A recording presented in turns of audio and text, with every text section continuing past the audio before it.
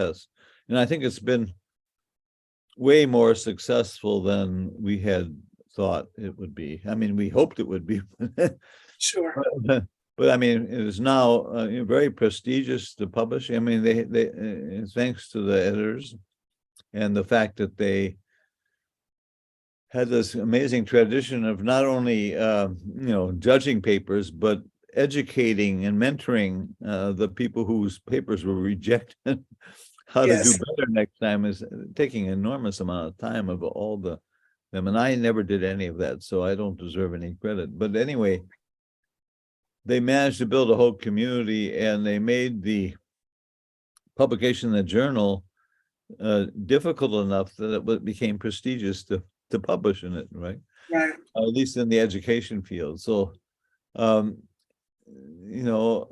think the quality of the articles have been really amazing, and I use articles often. I'm for things that I think about. It's a great source of wisdom for teachers, and of course, education is probably the most complicated thing any society tries to do, and we trivialize it both at the college level. College level professors generally just think education is talking about what they know about their field. And I did that too when I was at Princeton. That was what we thought education was. That's the way we were taught. And of course, those who became professors were very good at learning from lectures and fact-filled.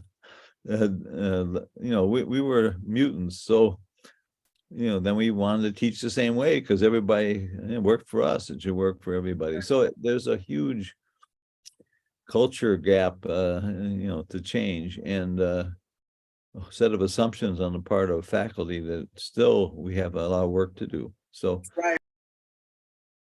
At any rate, I think LSE has been a major success. I think it's been more successful than we had the right to expect when we started.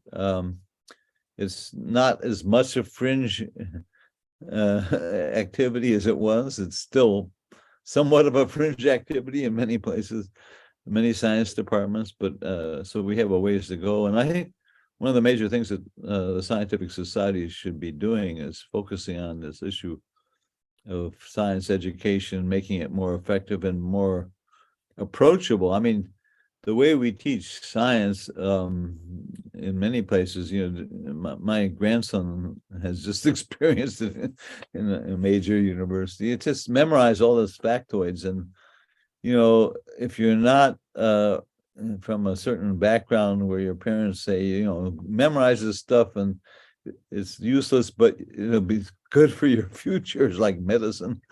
Right. Okay.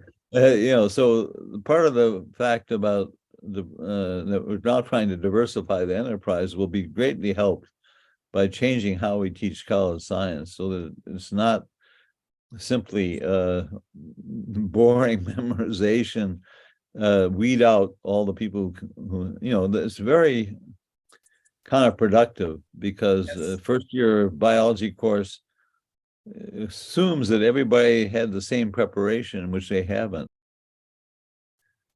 I've been toying with the idea of trying to write an editorial, if I were a billionaire, how I would spend my money. But really, I mean, it would be incredibly efficient to have resources to send people to represent LSE and its principles in an effective way to every life sciences meeting, every scientific society meeting, so that these principles can spread, and so the journal itself and the resources can be more widely used. So I think every enterprise